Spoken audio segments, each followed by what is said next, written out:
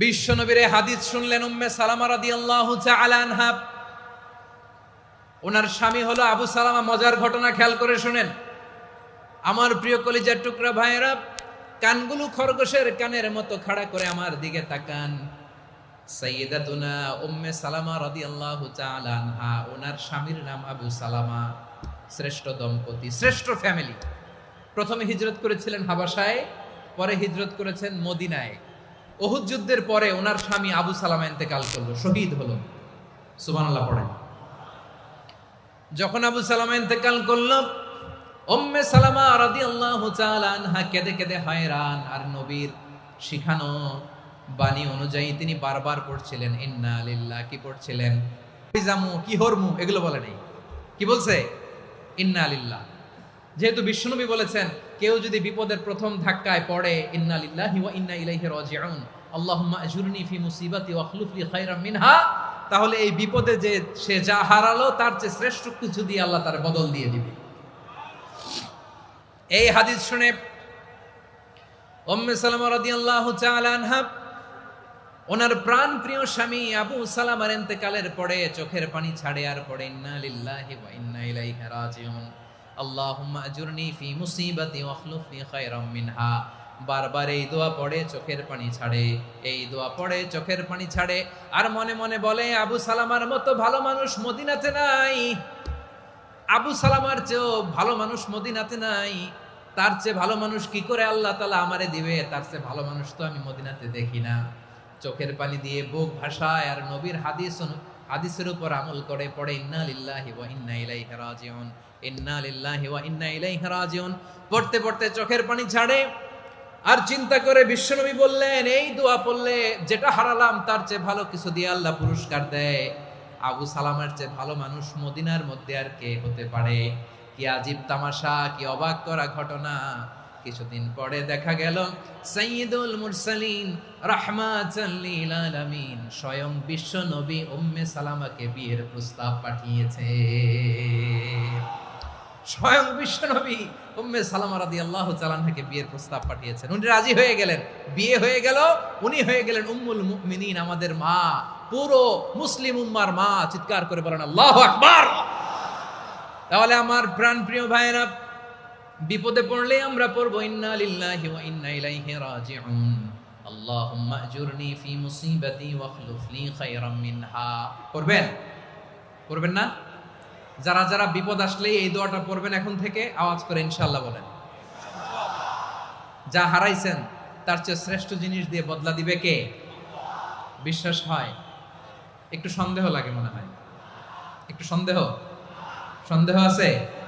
যাদের বিশ্বাস হবে তাদের কি আল্লাহ উত্তম বদলা দিবে, ঠিক কিনা বলেন? তাহলে বিপদে পড়লেই প্রথমে আমরা এটা পড়ব। দোয়াগুলো যদি এখন মুখস্থ না হয়, এই যে রেকর্ডিং হচ্ছে, পেয়ে যাবেন, কালকেই পেয়ে যাবেন। শুনে শুনে মুখস্থ করবেন। আমার মায়েরা, আমার বোনেরা, আপনাদের জন্য 3টি মাঠের অ্যারেঞ্জমেন্ট করা হয়েছে, আমি জানি।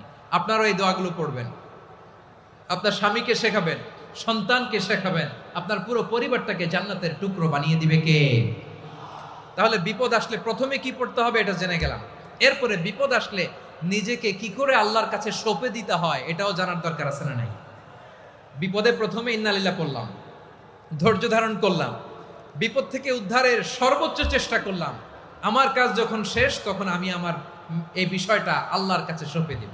কার কাছে সুপর্দ করব? কার কাছে? বিপদে বললে কেমন করে নিজেকে আল্লাহর কাছে সঁপে দিতে হয় আসুন সাইয়েদনা ইব্রাহিম আলাইহিস সালামের জীবনী থেকে জানি। আল্লাহর খলিল ইব্রাহিম আলাইহিস সালাম আমাদের মতো সমাজ ব্যবস্থা পায় নাই। আমরা জন্মের পরে আমাদের কানের ভেতরে আজান দিয়েছে কে? একামত দিয়েছে কে? আমাদের বাপদাদারা আমাদের কানে আজান দিয়েছে কি? দেয় নাই। আমাদের জন্মের পরেই তো আজান, একামত, বাড়ির পাশে মসজিদ, প্রতিদিন আজান, জুমার খুতবা, প্রতি মাসে মাসে তাফসিরুল কোরআন মাহফিল, মসজিদ, মিনারা, অভাব নাই, ঠিক কিনা বলেন? আপনি যেই সুন্দর ইসলামিক এনভায়রনমেন্ট পেয়েছেন, আমাদের ইব্রাহিম খলিল উনিও কি এরকম পেয়েছিলেন? হ্যাঁ, উনি জন্মের পর পরে ওনার কানে আজান দিছে কেউ? আমার প্রিয় ভাইরা, আগা গোড়া একটা শিরকি পরিবেশ উনি জন্মগ্রহণ করেছেন। উনি ছাড়া ওই তল্লাটে একজনও আল্লাহর উপর বিশ্বাসী নাই। কল্পনা করতে পারেন? গোটা তল্লাটে, গোটা দেশে বিশ্বাসী মুমিন আল্লাহর উপর বিশ্বাস স্থাপনকারী কয়জন? সবাই বলেন কয়জন? বাকি সব মুশরিক। বাকি সব মুশরিক নিজের সাথে নিজে শক্ত বোঝাপড়া করে, অ্যানালজি করে, সেলফ কনভারসেশন করে উনি মহা সত্যের সন্ধান পেয়েছে। উনি আকাশের তারা দেখে ভাবে মনে হয় এটাই আমার খোদা, পরে দেখে তারা নাই, মনে মনে বলে না তাইলে এটা না। আবার চাঁদ দেখে বলে চাঁদটা বড় মায়া লাগে, মনে হয় এটাই আমার রব, পরে দেখে চাঁদও নাই, কয় না এটা না। এরপরে দ্বীপ প্রহরের জলজলে সূর্যটা খাঁ খাঁ করে গোটা পৃথিবীটারে রৌদ্র দিয়ে তাতিয়ে রাখে। তিনি ভাবলেন মনে হয় এটাই আমার রব, কারণ এটাই তো সবচেয়ে বড়। কিন্তু বিকেল বেলা ওই সূর্যটাও যখন চলে যায়, সাইয়েদনা ইব্রাহিম বলে না এটাও তো নাই, আমার খোদা যদি আমারে ছেড়ে চলে যায়, বিপদে পড়লে আমারে উদ্ধার করবে কে? এভাবে নিজের সাথে অ্যানালজি, সেলফ কনভারসেশন করতে করতে করতে তিনি মহা সত্যের সন্ধান পেয়েছেন। সুবহানাল্লাহ পড়েন। সব শেষে তিনি ডিসিশন নিয়ে ঘোষণা দিলেন, ইন্নী ওয়াজ্জাহাতু ওয়াজহিয়া লিল্লাযী ফাতারাস সামাওয়াতি ওয়াল আরদা হানিফান ওয়া মা আনা মিনাল মুশরিকিন। নিশ্চয় আমি এমন সত্তার দিকে মনোনিবেশ করলাম, মুখাপেক্ষী হলাম, যিনি আকাশ বানিয়েছেন, জমিন বানিয়েছেন, আমি মুশরিক নই। সুবহানাল্লাহ। পারতেন? আপনি পারতেন? কেউ নাই, লক্ষ লক্ষ মুশরিক, আপনি একা।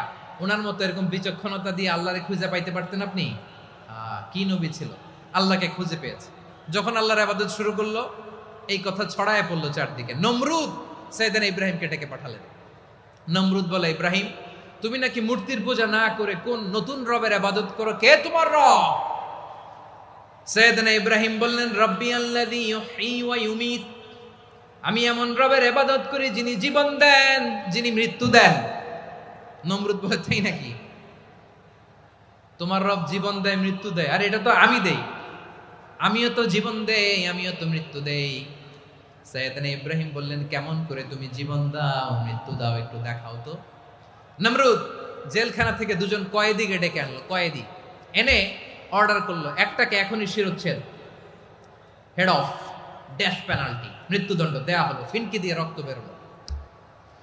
নমরুদ বলে, দেখো দুজনকে ধরে আনলাম, একজন কয়েদিকে দিলাম ডেথ পেনাল্টি, মৃত্যুদণ্ড, ওরে মৃত্যু দিলাম।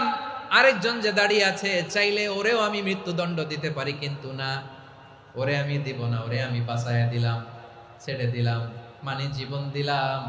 দেখো ইব্রাহিম, তোমার চোখের সামনে একজনরে মৃত্যু দিলাম, আরেকজনরে জীবন দিলাম। আপাত দৃষ্টিতে তাই তো, একজনরে তো জীবন দিল, আরেকজনরে মৃত্যু দিল। সাইয়েদনা ইব্রাহিম এবার বিপাকে পড়ে গেলেন। কিন্তু এক একজন নবীকে আল্লাহ